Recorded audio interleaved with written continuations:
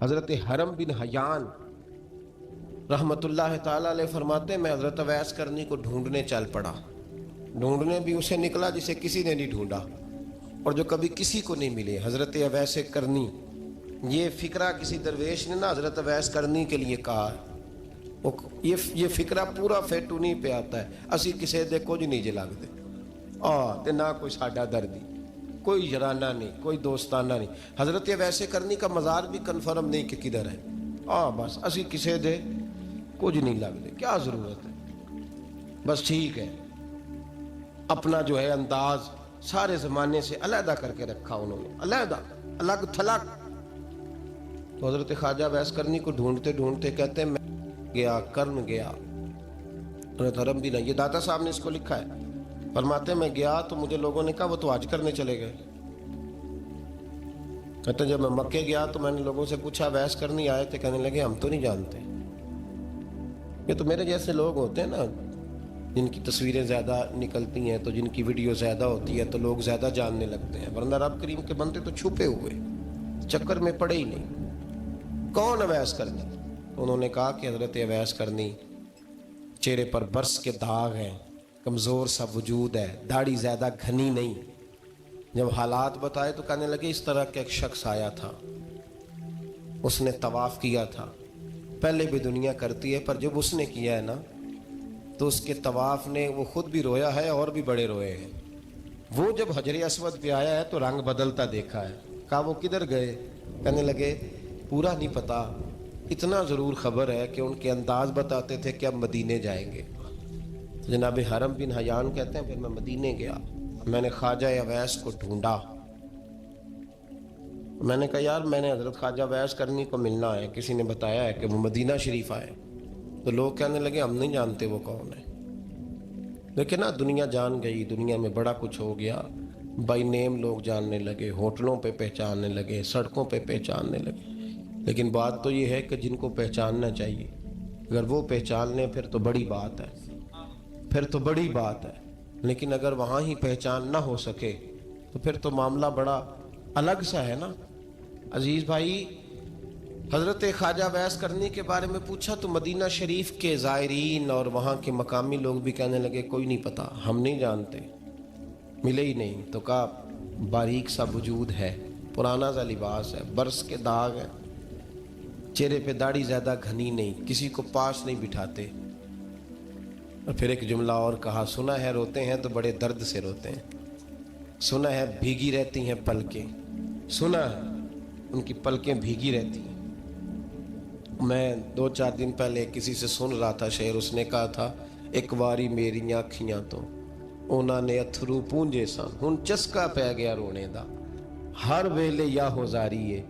کہتے ہیں کہ وہ اس طرح کی اس کی کیفیت ہے. کہتے ہیں میں نے کہا یار وہی تو اویس کرنی تھے، کدھر گئے؟ کہنے لگے کوئی خبر نہیں. جب وہ آئے ہیں تو ان کے آنے کا انداز ہی نرالا تھا، سسکیاں اور آہیں نکل گئیں اس شخص کی جب وہ مدینے آیا. حضرت حرم بن حیان کہتے ہیں میں ڈھونڈتا رہا، تلاش کرتا رہا، پھر میں ان کو ڈھونڈتے ڈھونڈتے عراق میں آیا تو نہر فرات کے کنارے ایک کمزور سے آدمی کو ریت کے ٹیلے پر بیٹھ کے وضو کرتے دیکھا. کہتے ہیں جب ان کا وضو مکمل ہوا تو میں نے کہا السلام علیکم. تو کہتے ہیں انہوں نے چہرہ نہیں پھیرا، وہیں بیٹھے بیٹھے کہنے لگے وعلیکم السلام یا حرم بن حیان، یا حرم بن حیان وعلیکم السلام. کہتے ہیں میں نے کہا کہ من انت، آپ کون ہے؟ تو کہنے لگے وہی ہوں جسے تم مکے اور مدینے ڈھونڈتا رہا. تو کہتے ہیں میں نے کہا حضور آپ میرا نام کیسے جانتے ہیں؟ بڑا خوبصورت جملہ ہے، اللہ کرے آپ کو یہ یاد رہ جائے. سبق کبھی نہ بھولنا، یہ سبق کبھی نہ بھولنا. بابا صاحب کے مزار پہ گئے تو خالی آ گئے، دادا صاحب گئے تو خالی، ایسے ہی چلے گئے. ہم فارغ لوگ تھے، کوئی کام نہیں تھا کہ بابا فرید کی گلیوں میں گھومتے رہے. ہم فارغ تھے کہ 2 بجے حضرت سلطان باہو رحمت اللہ علیہ کی جالیوں کے سامنے کھڑے رہے. ہم کوئی پتھر چاٹنے والے لوگ تھے کہ آدھی رات بیت گئی اور ہم بزرگان کرما والا شریف کھڑے رہے. یہ کیسے ہو گیا کہ محدث اعظم کے مزار پہ کھڑے رہے؟ ایسے ہی کوئی بات تھی؟ حضرت اویس کرنی بول کر فرمانے لگے، کہنے لگے کیا کہا تو نے کہ میں تجھے کیسے جانتا ہوں؟ فرمانے لگے تو مجھ سے پیار کرتا ہے، عارف تو روحی من روحی کا، میری روح تیری روح کی جاننے والی ہے. یہ روحوں کا رشتہ ہے، یہ خطا نہیں جایا کرتا. عرفت روحی من روحی کا، میری روح تیری روح کو یہ جانتی ہے. یہ کیسے ہو گیا؟ کوئی ایسے لوگ تھے تو اتنی جگہ مجھے تلاش کر آیا اور میں تجھے جانوں نہ؟ یہ کیسے ہو سکتا ہے؟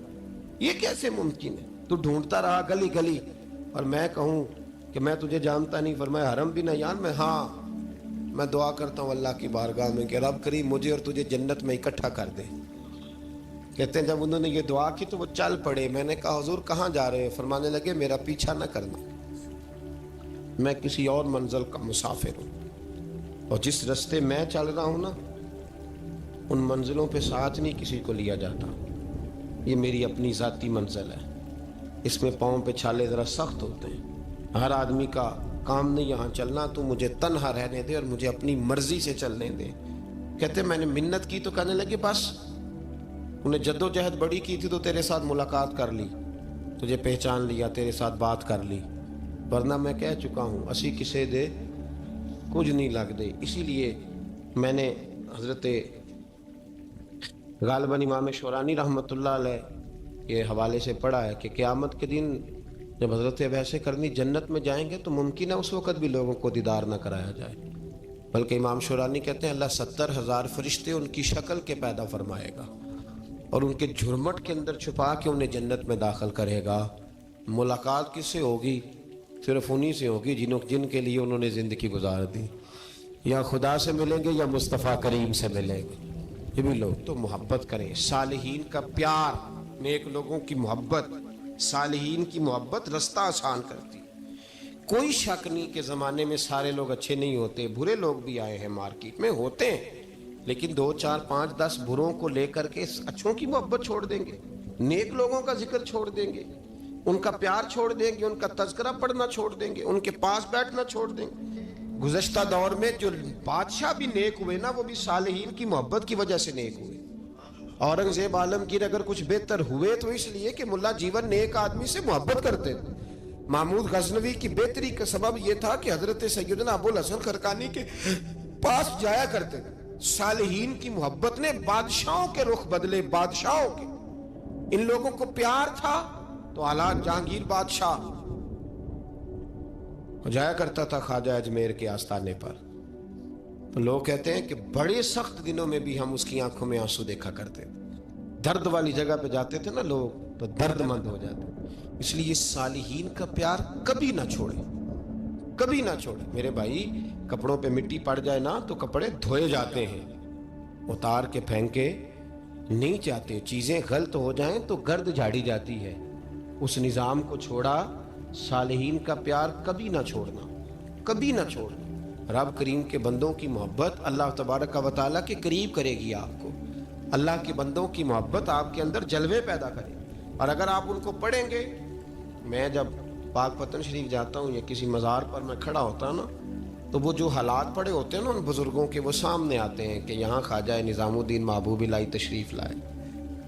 دیکھیں نا اگر کوئی بندہ سوچے تو ہو سکتا ہے کہ اس کا کلیجہ پھٹنے کو آئے جب خواجہ نظام الدین صاحب کہتے ہیں کہ جو باب جنت ہے نا بابا فرید صاحب کا، کہتے ہیں ایسی باب جنت نہیں. فرماتے ہیں جب بابا صاحب کا وصال ہوا تو بابا صاحب وہیں لیٹے ہوئے تھے جہاں آج ان کی مزار ہے، اور ان کے سرانے بالکل جس جگہ کو لوگ باب جنت کہتے ہیں وہاں میں نے رسول پاک کو کھڑے ہوئے دیکھا ہے.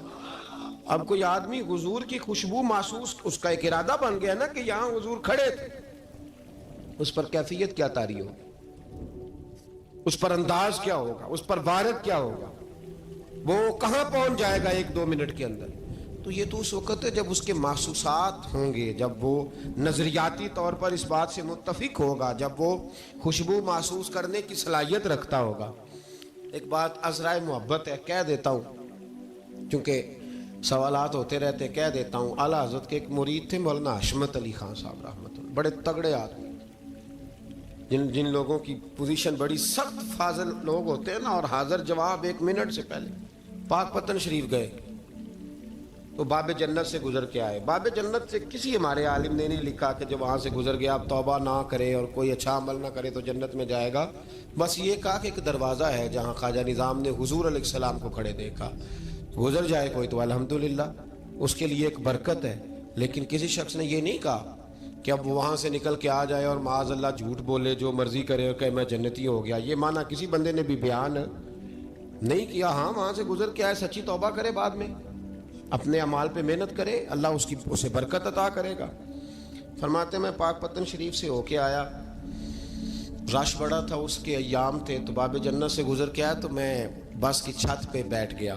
کچھ اور لوگ بھی تھے، تو ان میں سے کچھ ایسے صاحبان بھی تھے جن کو بیماری ہوتی ہے چھیڑ کے رکھنے کی، کوئی نہ کوئی بات کیے رہتے ہیں، یہ ہو گیا تو وہ ہو گیا. کہتے ہیں انہوں نے بات چھیڑ دی، مولانا کہاں سے آ رہے ہیں؟ تو میں نے کہا پاک پتن شریف. تو کہنے لگے کہ آپ وہ بہشتی دروازہ جس کو کہتے ہیں باب جنت، وہاں سے بھی گزرے ہیں؟ کہنے لگے الحمدللہ، لائن تو بڑی لمبی تھی پر موقع مل ہی گیا ہے، گزر گیا ہوں وہاں سے. تو کہتے ہیں مجھے سونگنے لگ گئے. کہنے لگے پھر تو آپ جنتی ہو گئے ہوں گے، پر آپ کے پاس سے جنت کی خوشبو نہیں آ رہی. تنزیہ، انہوں نے کہا تنزیہ. تو کہتے ہیں انہوں نے طنز کیا تو پھر مجھے بھی حق حاصل تھا، جواب در جواب کی تو اجازت ہونی چاہیے نا. میں نے کہا مولانا کیوں، آپ کیوں سونگ رہے ہیں؟ کہنے لگے میں نے حدیث پاک میں پڑھا ہے کہ جنتی 500 سال بھی دور ہوگا تو اس کے پاس سے خوشبو آئے گی، یعنی 500 سال لگیں گے ابھی اس تک، تو پھر بھی جنت کی خوشبو آئے گی، تو آپ سے تو کوئی نہیں آ رہی. کہتے ہیں میں نے ان سے کہا آپ نے ایک حدیث پڑھی ہے، اگلی بھی پڑھ لینی تھی. حضور نے فرمایا جہنمی کو جنت کی خوشبو کوئی نہیں آئے گی. یہ نہیں پڑھی آپ نے حدیث، یہ نہیں نظر سے گزری. تو کہتے ہیں اب وہ مولانا مجھ سے معذرت کرنے لگے، کہنے لگے یار آپ تو ناراض ہی ہو گئے. تو میں نے کہا بھی آپ نے کیوں چھیڑی بات؟ میں نے آپ سے کوئی ڈسکس کیا؟ آپ نے پوچھا کہاں سے، آپ پھر آپ ہی نے کہہ دیا کہ وہاں سے گزرے کہ نہیں جنتی دروازے سے، اور پھر آپ نے ہی اعتراض کر دیا. تو پھر ہمیں اتنا تو حق حاصل ہے نا، ہم آپ بھی کرتے ہیں تو ہو جاتے ہیں بدنام، اور تم قتل بھی کر دو تو چرچا نہیں ہوتا. ہمیں بھی تو حق حاصل ہے نا، اتنا تو جواب در جواب ہم دے سکتے ہیں. تو بھائی اس لیے صالحین کی محبت کبھی نہ چھوڑیں، اللہ کے بندوں کا پیار کبھی نہ چھوڑیں. کسی بزرگ کا ذکر ہو، کسی صحابی کی بات ہو، اہل بیت نبی، حتیٰ کہ انبیاء کرام علیہ السلام، اللہ کے انبیاء کی محبت، ان کی تعظیم، ان کا اکرام اپنے دل میں بٹھائیں، اس کو جگہ دیں. تو خواجہ ویسے کرنی رضی اللہ تعالیٰ عنہ بظاہر حضور تک پہنچے نہیں، لیکن ان گلیوں میں رہے جو گلیاں میرے مصطفیٰ تک جاتی تھیں، ان رستوں میں رہے. ہمیں نہ پہنچنے کا بڑا شوق ہے، دیکھنے کا بڑا شوق ہے. او بھائی یہی بہتر ہے کہ پردوں میں وہ پردہ پوش رہے، وہ اگر پردے اٹھا دے تو کسے ہوش رہے.